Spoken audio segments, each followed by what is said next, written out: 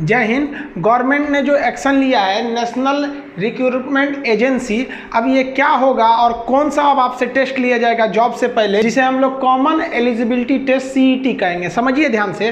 पहला तो इसमें जितने डाउट्स हैं उसको हम क्लियर कर देते हैं। देखिए, जो एजेंसी एग्जाम लेगी तो एजेंसी की जिम्मेदारी होती है फॉर्म भरवाना या फिर आपसे एडमिट कार्ड आपको जारी करना, आपके सेंटर्स को देखना, वहाँ नकल हो रहा है कि नहीं इसको रोकना, फिर आपके रिजल्ट्स को देखना। ये काफ़ी लंबा प्रोसेस होता है एक एजेंसी के लिए। सोचिए, बहुत लंबा काम होता है। तो ये सारा काम अब पहले क्या था कि एसएससी देखती थी और रेलवे अपना देखती थी और बैंकिंग के लिए आईबीपीएस एक संस्था थी वो अपना देखती थी। अभी क्या किया गया है कि एक कॉमन कर दिया कि भाई हम सबका हम देखेंगे, नेशनल रिक्रूटमेंट एजेंसी यही देखेगी। और ये जो है जो एग्जाम लेगी उस एग्जाम का नाम रहेगा, जो क्वेश्चन का एग्जाम आएगा उस एग्जाम का नाम रहेगा कॉमन एलिजिबिलिटी टेस्ट यानी सीईटी। यानी जो जितनी व्यवस्था करेगी वो व्यवस्था का नाम रहेगा आपका एनआरए यानी नेशनल रिक्रूटमेंट एजेंसी।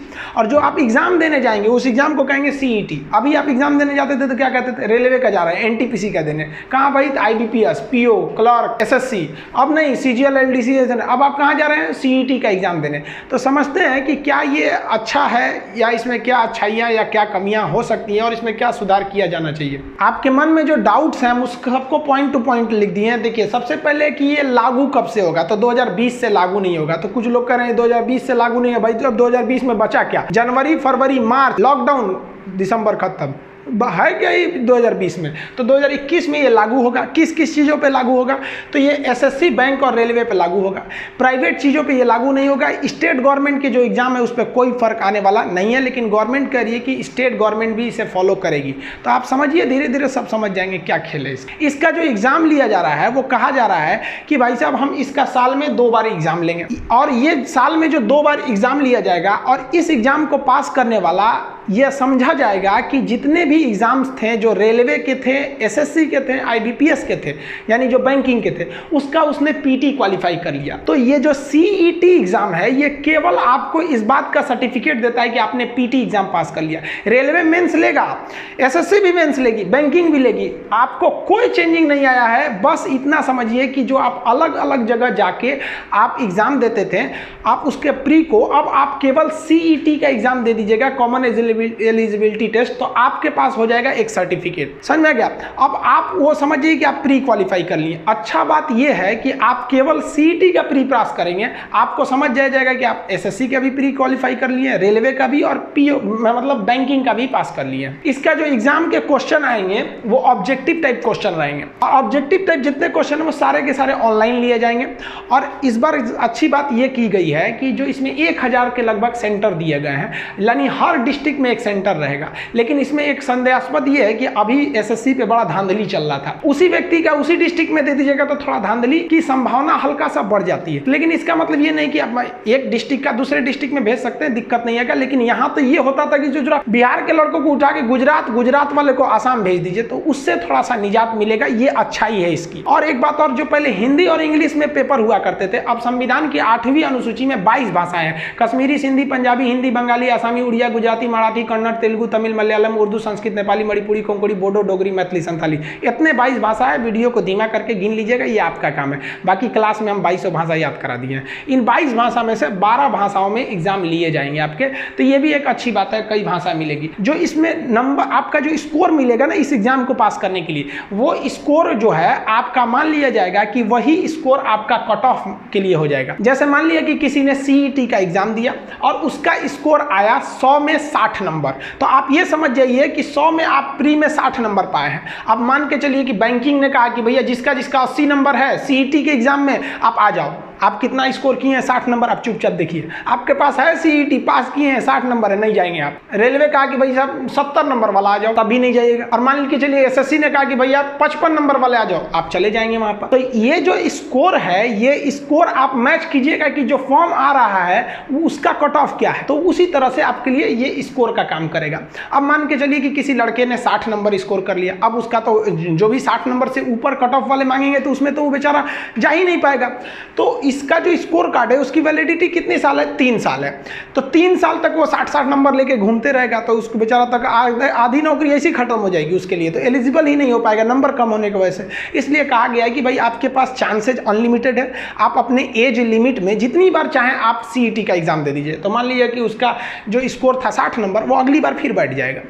अब मान लीजिए उसका 80 नंबर आ गया, तो वो जो 80 नंबर लेटेस्ट एग्जाम में दिया है वहां से 3 साल तक उसकी वैलिड रहेगी कि भाई साहब ये 80 नंबर है। अब जो एग्जाम आएंगी, 3 ही एग्जाम को शामिल किया गया, एसएससी, रेलवे और बैंक को। अब वो कहेंगे कि भैया 80 नंबर जिसका स्कोर था मेरे कट ऑफ के अंदर है, आप लोग फॉर्म भर सकते हैं। तो इसका मतलब अपने एज लिमिट में आप जितनी बार चाहें एग्जाम दे सकते हैं। तो इसको हमेशा देते रहिएगा जब तक कि आपका अच्छा स्कोर ना आ जाए, ताकि आप हर एग्जाम में बैठ सके। इसके सिलेबस की जहां तक बात है तो भाई साहब अभी सिलेबस पे गवर्नमेंट ने कुछ नहीं कहा है। सिलेबस आपको पता चलेगा जब एग्जाम ले लेगा तब। लेकिन देखिए इसमें क्या है कि ये जो एग्जाम लिया जा रहा है सीईटी, उसमें एसएससी के भी पैटर्न को ध्यान में रखा जाएगा, रेलवे को भी, बैंकिंग को भी। बैंकिंग का इंग्लिश थोड़ा सा अलग डिजाइन का होता है, मैथ उतना नहीं दिया जाता है। एसएससी में मैथ ज़्यादा टफ रहता है, इंग्लिश का एक खास पैटर्न है कि हाँ इतना आएगा। रेलवे में जीएस और साइंस का ही दबदबा है। तो ऐसा नहीं है कि आप किसी को इग्नोर करेगा। हमको जहाँ तक लगता है कि ये क्या करेगा कि भाई 50 नंबर का कर देगा चारों सब्जेक्ट। 50 नंबर का इंग्लिश दीजिए, 50 नंबर का मैथ, 50 का रीजनिंग, 50 का जीएस, 200 नंबर का आपका दे देगा, सबको बराबर कर देगा। और उसके बाद आपको एक स्कोर दे देगा। अब उसके बाद आप देखते रहिए, जैसे मान लीजिए कि आपको ये 200 नंबर का हो गया, 50 नंबर से चारों सब्जेक्ट हो जाएंगे। अब आपको सीईटी के एग्जाम में बैठना है, आप पा गए 200 में, मान लीजिए कि 150 पा गए। अब अगली बार इन सब का वैकेंसी आएगी, तो ये लोगों ने तो भाई अब अपना प्री का झमेला खत्म, इनका भी अब प्री नहीं होगा, इनका भी नहीं होगा, इनका भी नहीं होगा, यानी टियर 1 खत्म हो गया यहाँ पर। अब क्या होगा कि आपने जो 200 में मान लिया कि 150 नंबर पाए हैं, तो एसएससी कहेगा कि भाई हम 160 स्कोर वालों को लेंगे, मेरा कट ऑफ 160 है। तो जिसने सीईटी में 150 पाया वो तो इसमें जाएगा नहीं। रेलवे ने कहा कि भाई हम 140 वालों को ले लेंगे, तो जो 150 पाया इसमें भर देगा, इसका मेंस में सीधे चला गया, मेंस दिया है, नौकरी हो गया। आईबीपीएस ने कहा कि भाई हम 150 वालों को ले लेंगे, तो वो भी चला जाएगा 150 वाले में। तो आप ये समझिए कि आप सीईटी का जो एग्जाम दे रहे हैं वो एग्जाम हर एक एग्जाम के लिए एक कॉमन प्री एग्जाम है। अब इसमें एक और समस्या, जैसे देखिए एसएससी को देखिए, तो ये एमटीएस का एग्जाम लेती है वो 10th लेवल पर, एलडीसी का लेती है 12th लेवल पर, और जो ग्रेजुएशन लेवल पर सीजीएल लेती है। तो क्या आपको लगता है कि एक ही सीईटी के एग्जाम से आप एमटीएस, एलडीसी सबको क्वालिफाई कराएंगे? नहीं। रेलवे में भी बहुत से जॉब है जो 10th पे हैं, कुछ इंटर पे हैं, कुछ ग्रेजुएशन पे है, कुछ टेक्निकल वाले हैं कि भाई ये आईटीआई वाले ही भरेंगे। जेई वाले के लिए तो फिर वो टेक्निकल चाहिए आपको, डिप्लोमा या बीटेक वगैरह। इसमें भी है भाई, जब आप इंटर पे भी भर सकते हैं, ग्रेजुएशन पे भी भर सकते हैं। बैंकिंग के जॉब को क्लर्क जैसे पीओ वगैरह के लिए क्या चाहिए? ग्रेजुएशन। तो जो आपका नया जो सीईटी जो एग्जाम होगा उसके भी 3 टाइप होंगे। एक होगा 10th लेवल वाला, एक 12th लेवल वाला, एक ग्रेजुएशन लेवल वाला। जैसे मान लीजिए कि आपने एग्जाम दे दिया सीईटी का 10th लेवल वाला, तो इंडिया में जो बैंकिंग, रेलवे, एसएससी की जो भी वैकेंसी आएगी जो 10th लेवल पे है, उसके लिए आपको कहा जाएगा कि आप अपना स्कोर दिखाइए 10th लेवल वाले में था।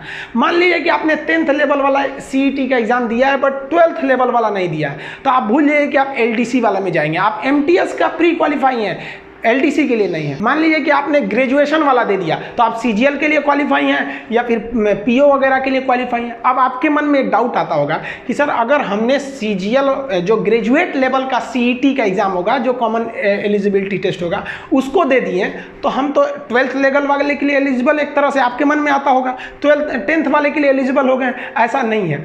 आपको अगर तीनों में बैठना है तो तीनों स्टेजेज के आपके पास सीईटी पास का सर्टिफिकेट होना चाहिए। क्यों?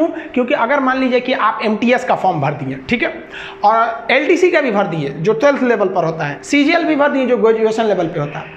अब आप पुराने परंपरा के हिसाब से सोचिए, क्या आपको यहाँ पीटी नहीं देना है कि यहाँ नहीं देना है, यहाँ नहीं देना है? हर जगह आपको पीटी का एग्जाम देना पड़ेगा। प्री आप एमटीएस में भी प्री देते हैं, बाद में डिस्क्रिप्शन लिखते हैं, उसमें भी देते हैं आप। एलडीसी में बाद में टाइपिंग वगैरह करते हैं। सीजीएल में देते हैं, टियर 1 टियर 2 में जाते हैं आप लोग।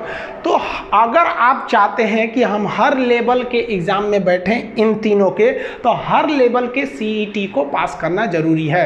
इसका मतलब आपको अगर 10th लेवल का कोई भी एग्जाम देना है तो आपको 10th लेवल का सीईटी पास करना पड़ेगा। 12th वाला देना है तो इसमें पास करना पड़ेगा, ग्रेजुएशन वाला देना है तो इसमें पास करना पड़ेगा। अब इसमें दिक्कत क्या है? देखिए, इसको लाया इसलिए गया था कि जो वैकेंसी जो थी वो एग्जाम टाइम से हो नहीं पाते थे।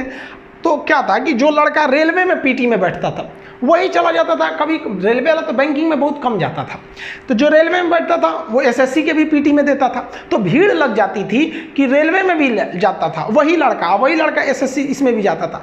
अभी क्या है कि तीनों का तो जो प्री का एग्जाम होगा वो तो सीईटी हो जाएगा, एक ही बार दो, इधर नहीं।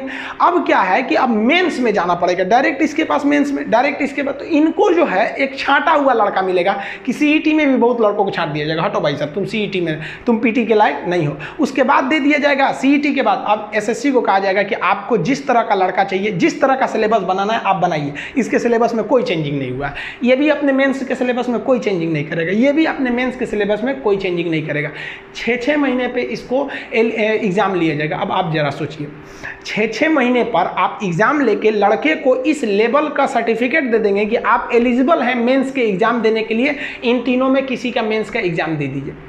लेकिन क्या 6-6 महीने पे आप गारंटी लेते हैं कि आप वैकेंसी निकालिएगा? हम कह दें कि 6-6 महीने पे हॉस्पिटल बनेंगे लेकिन 6-6 महीने पे डॉक्टर नहीं आएंगे, मतलब क्या काम का हॉस्पिटल? तो हम क्या करेंगे सीईटी का हर 6-6 महीने का सर्टिफिकेट लेके, जबकि ये फिक्स नहीं है कि हर 6-6 महीने पे आपको वैकेंसी निकालेंगे कि नहीं। तब यही हाल होगा आज से 10 साल बाद कि जो भीड़ आपको पीटी में देखने को मिलती थी अब प्री में भीड़ देखने को नहीं मिलेगा। आप वैकेंसी लाएंगे एक के बार 5 साल में, अब 5 साल के बीच में आप 10 बार सीईटी का एग्जाम ले लेंगे, तो यहाँ से खूब ज़्यादा लड़का बटोरा जाएगा, एक के बार उमड़ जाएगा मेंस में लेके। तो अगर वैकेंसी नहीं आई ना तो इसका कोई फायदा नहीं बनेगा, लेकिन 6-6 महीने पे वैकेंसी आ जाए ना तो ये बहुत ही बेहतरीन होगा स्टूडेंट्स के लिए। सिलेबस को लेके आप टेंशन नहीं लीजिएगा, आप अपनी पढ़ाई पे ध्यान दीजिएगा। ये नियम कल ना गवर्नमेंट ने बनाया था, आप 15 अगस्त को मेरा वीडियो देखिएगा, उसमें भी हम आपको बताए थे कि हम किसी भी चीज़ का एप्लीकेशन पे पढ़ाएंगे तो हम किसी भी चीज़ की तैयारी नहीं कराएंगे। हम ही नहीं कहेंगे कि आप स्पेशली एसएससी करिए या रेलवे करिए, हम आपको जीएस पढ़ा देंगे। अब आपका मन, आप एसएससी में जाइए, रेलवे में जाइए, कहीं भी जाइए, आपको जीरो से हीरो लेवल में कहीं भी जीएस में प्रॉब्लम नहीं आएगा। और आज से भी समझ लीजिए भाई, पढ़ाई ऐसे कीजिए, एग्जाम को ध्यान में रख के नहीं करिए, सिलेबस ध्यान में रखिए कि हम इंग्लिश पढ़ रहे हैं तो इंग्लिश के हिसाब कहीं से भी नहीं फंसना चाहिए, मैथ पढ़ रहे हैं तो नहीं फंसना चाहिए, जीएस पढ़ रहे हैं तो हमारा जीएस है, हम बाकी सब्जेक्ट में इंटरफेयर नहीं करें, लेकिन हम आपको एक मार्गदर्शन के लिए कर रहे हैं कि आप सब्जेक्ट पे ध्यान दिया कीजिए। ये नहीं कि भाई अभी कोई वैकेंसी आया कूद जाओ उसमें, उसके हिसाब से पढ़ने लगो। आप अपना सिलेबस को मेंटेन किए रहिएगा, कहीं कोई प्रॉब्लम आने वाला नहीं है। ये बहुत बड़ा चीज़ नहीं है, ऐसे देखने में लग रहा है कि एक तरह से कहिए तो एलडीसी का जो प्री है ना उसी तरह से इसके प्री को लिया जाएगा।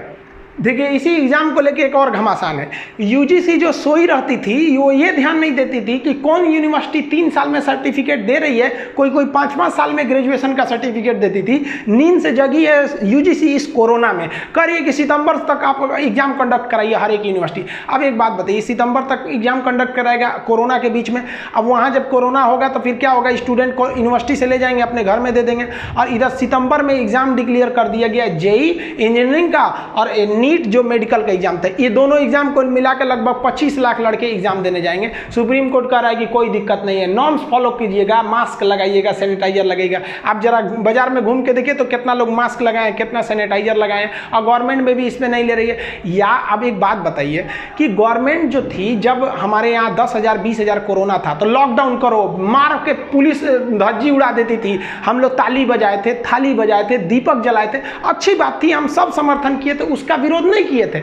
लेकिन हम ये कहते हैं कि जब यहाँ कोरोना उफान पर है, डेली 60,000 65,000 मरीज मिल रहे हैं, दुनिया में हम लोग अब रिकॉर्ड बनाने की ओर पहुंच रहे हैं, 30 लाख के मरीज के लगभग कोरोना पहुंचने वाला है, और उसमें इतने लाखों लड़कों को एग्जाम 25-25 लाख लड़कों को एग्जाम दिलाने लेके चले जाएंगे, कहाँ का डिसीजन है भाई? तो इसका मतलब ये कहिए कि भाई जो हमने लॉकडाउन शुरुआत में किया था अप्रैल मई में, वो किसी काम का नहीं था, उससे अच्छा अभी खोल दिए रहते, इतना भयानक में खोल दिए। गवर्नमेंट को भी सोचना चाहिए कि ये जो बच्चे हैं जो नीट का तैयारी करते हैं या फिर जेई का करते हैं या किसी भी कंपटीशन का तैयारी करते हैं, वो होली के छुट्टी मनाने के लिए अपने घर गए थे, और होली का जब छुट्टी मनाने गए थे अचानक हुआ कि भाई साहब जनता कर्फ्यू लगेगा, फिर हो गया कि 1 हफ्ता का लॉकडाउन लगेगा। इन लड़कों को नहीं पता था कि ये पूरा साल झेलना है, तो इनका जो हैंड रिटन नोट्स था, जो इनकी कॉपी किताबें थी, 80% लड़कों का आज भी कॉपी किताब उनके लॉज में पड़ा हुआ है। और हर स्टूडेंट जो है, अगर गवर्नमेंट पढ़ी लिखी होगी तो सोचेगी कि स्टूडेंट अपने नोट से ही पढ़ पाता है, उसका जो खुद का नोट्स बनाया हुआ है ना उस पर उसको कमांड होता है। वही चीज़ अगर दूसरे के नोट से पढ़ेगा तो उसको थोड़ा कंफर्टेबल महसूस नहीं होगा। अब आधा लड़कों का किताब उनके जहाँ जहाँ उनका लॉस था, जहाँ पढ़ रहे थे वहाँ है, अब एग्जाम दिला देंगे यहाँ पर। अब ये समझ में नहीं आ रहा है कि आप इनका एग्जाम ले भी दीजिएगा तो कौन यूनिवर्सिटी में इनका एडमिशन हो जाएगा। देखिए मेरे हिसाब से जो सीईटी का एग्जाम था 6-6 महीने का है, ठीक है, 6-6 महीने पे वैकेंसी निकलनी चाहिए और ये सब चीज़ों को थोड़ा सा पोस्टपोन करना चाहिए। जेई वगैरह के एग्जाम को थोड़ा सा रोक देना चाहिए। यूजीसी को कहना चाहिए भाई यूनिवर्सिटी में जो लड़के पढ़ रहे हैं उनको एक ग्रेडिंग देके पास कर देना चाहिए। ऐसा नहीं है कि मार्कशीट। अच्छा एक बात बताइए, कोई ग्रेजुएशन में 80% मार्क्स ला दिया है तो क्या उसको नौकरी हो जाती है? नहीं हो जाती है यहाँ पर। तो एक साल कोरोना में हम लोगों ने बहुत से बर्दाश्त किया, तो यूजीसी कर लेगी तो क्या हो जाएगा? आप क्या सोचते हैं, क्या एग्जाम को पोस्टपोन होना चाहिए और हर 6 महीने पे वैकेंसी निकलनी चाहिए कि नहीं? आप कमेंट करके बताइएगा। मिलेंगे नेक्स्ट वीडियो में, तब तक के लिए जय हिंद।